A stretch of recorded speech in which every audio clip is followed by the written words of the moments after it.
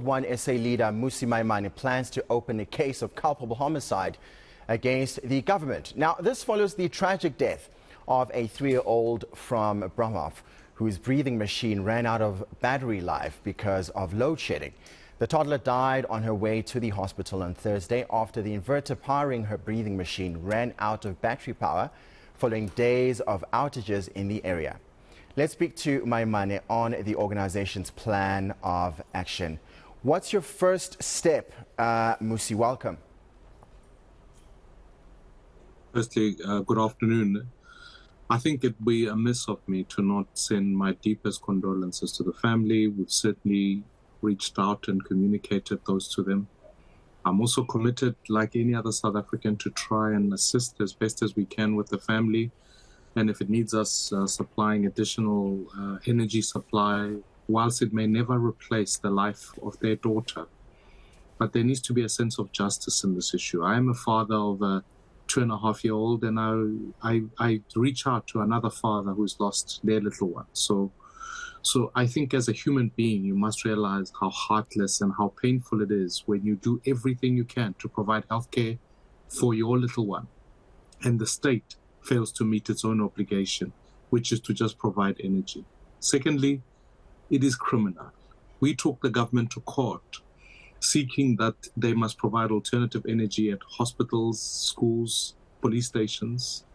And instead of them complying with the court order that said in 60 days the same must be done, they are now taking us to court and opposing the action. How immoral and inhuman is that? It means somewhere deep within the lack of the consciousness of this government, they want to see more and more lives lost. And therefore, I cannot sit back as a South African and fail to act at a time where an injustice such as this one is being committed. So I will be opening a charge of culpable homicide against respective ministers in the energy cluster and against the government, because I really believe they need to be charged for how many more lives must be lost before we take decisive action on this issue.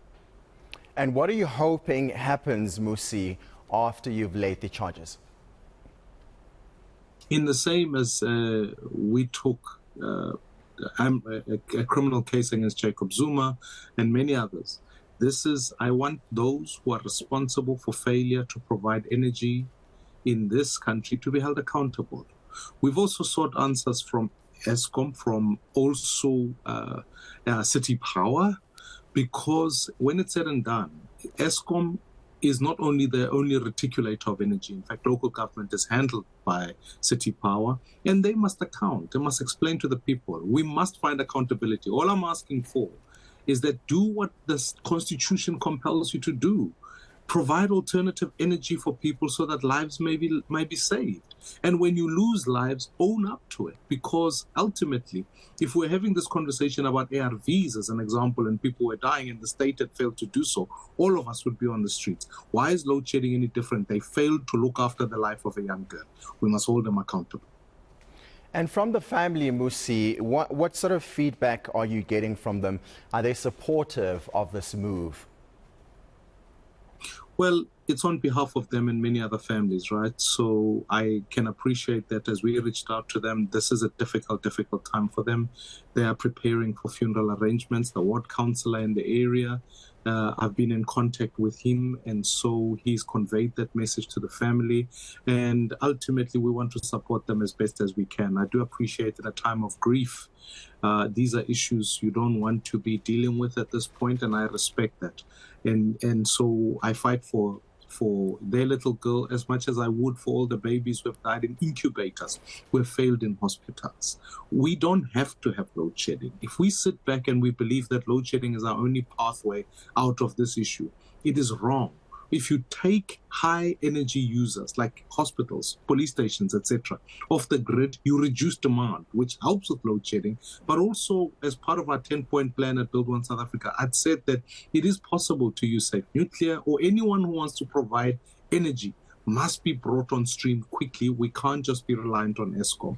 So I find it anomalous that actually the state doesn't show compassion when citizens are living through such difficult times.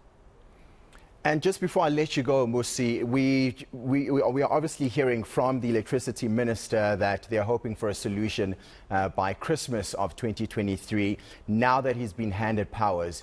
As Bossa, what's your reaction? Look, the NC's had this mismanagement of energy for 15 years.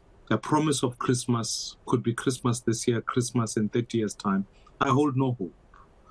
I actually realize that we have a government that is prepared just to do road shows, send the minister to hospitals without any tangible action is on the table.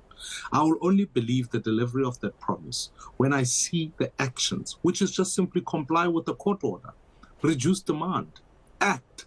If you are not promising and doing nothing, isn't going to help, because ultimately, if you can't even secure ESCOM, fix ESCOM, make sure the best engineers are put on the table at ESCOM, and make sure that ultimately our coal-fired power stations are functioning fully without even necessarily having to add new additional energy. Until that action is put on the table, I will not believe a single word this government promises, because we've heard it all before and it's 15 years too late. So I simply do not accept that. I want us to put a tangible plan, as we asked them in our court papers, to say, show us a schedule as to how the end point looks like for load shedding. And they simply said, if we don't load shed, we'll end up with Venezuela, or we'll end up with a grid loss. But here's what a grid loss is doing. Babies are dying. So I'm sorry, until they put a tangible plan on the table, I will simply not believe this government. Bossa leader Mmusi Maimane, thank you so much for your time this afternoon. That's where we leave the All Angles for the moment. We're going to take a quick ad break. We'll continue with more news for you to question, think and act on when we come back. Stay with us.